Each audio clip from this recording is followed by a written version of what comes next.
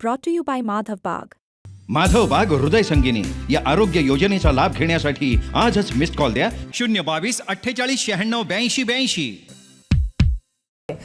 So Kulkarni sir, तुमच्याकडे येते मी, पण तत्पूर्वी मला एक एक आरोप ज्या पद्धतीने झालेले आहेत त्या अनुषंगाने तुमच्याकडनं उत्तरं समजून घ्यायची आहेत. सो सगळ्यात पहिले मी आरोप जे झालेले आहेत ते ठेवते. आपल्या स्क्रीनवर सुद्धा तुम्हाला ते दिसणार आहे. आरोप क्रमांक पहिला, जो जितेंद्र आव्हाड यांनी काल परवापासून करायला सुरुवात केलेली आहे, त्याची आकडेवारी सुद्धा त्यांच्याकडनं समोर आणण्यात आलेली आहे. त्यांचं असं म्हणणं आहे की काही ठिकाणचे जे विजयी उमेदवार आहेत त्यांच्यामध्ये एक पॅटर्न दिसून येतोय. उदाहरणाखातर सुहास कांदे असतील, माणिकराव कोकाटे असतील, नरहरी झिरवळ असतील, छगन भुजबळ असतील, या प्रत्येकानं पडलेल्या मतांची टक्केवारी जर आकडे जर आपण पाहिले तर ते साधारणतः 1,38,000 याच घरामध्ये आहेत. हेच पुढे जर आपण पाहिलं तर हिरामण खोसकर आहेत, नितीन पवार आहेत, दिलीप बनकर आहेत, यांना सुद्धा 1,20,000च्या घरामध्ये मतं पडलेली आहेत. पुढे राहुल ढिकले असतील, दादा भुसे असतील, दिलीप बोरसे असतील, यांना सुद्धा 1,56,000 ते 1,59,000 अशी मतं पडलेली आहेत. तर त्या पलीकडे जाऊन देवयानी फरांदे असतील किंवा राहुल आहेर असतील, यांना सुद्धा 1,05,000च्या घरामध्ये मतं पडलेली आहेत. त्यामुळे आरोप असा होतोय की जे विजयी आहेत त्यांची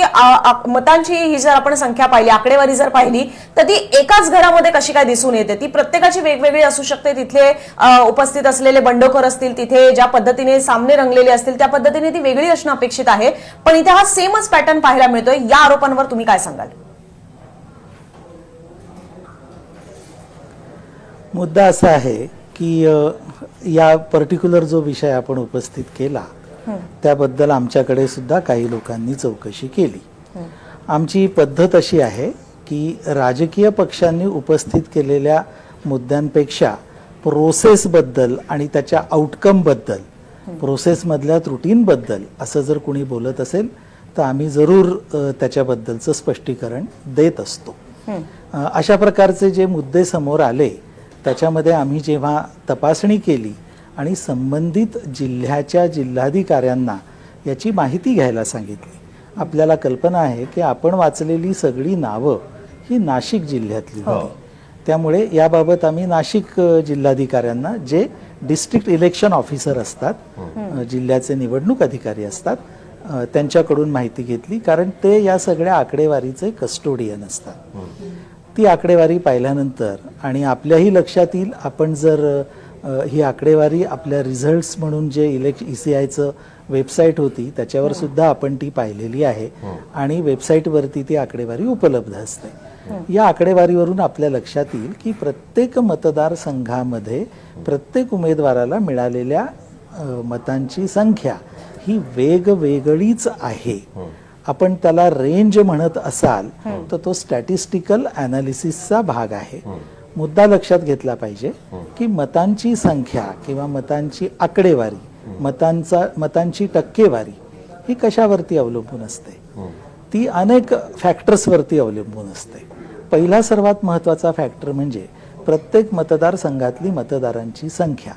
ती अर्थातच वेगवेगळी असते. ती एका रेंजमध्ये असली तरी ती वेगळी वेगळी असते. मतदारसंघामधल्या मतदारांची संख्या एका रेंजमध्ये असणं सुद्धा स्वाभाविक आहे.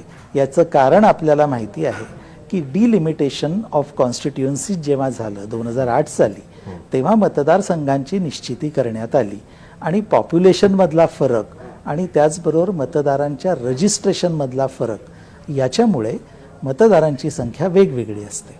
दुसरा फॅक्टर म्हणजे त्या मतदारसंघात उभे असलेले एकूण उमेदवार, त्या उमेदवारांच्या संख्येवरती सुद्धा अवलंबून आहे आणि त्या मतदारसंघातल्या मतदानाची टक्केवारी.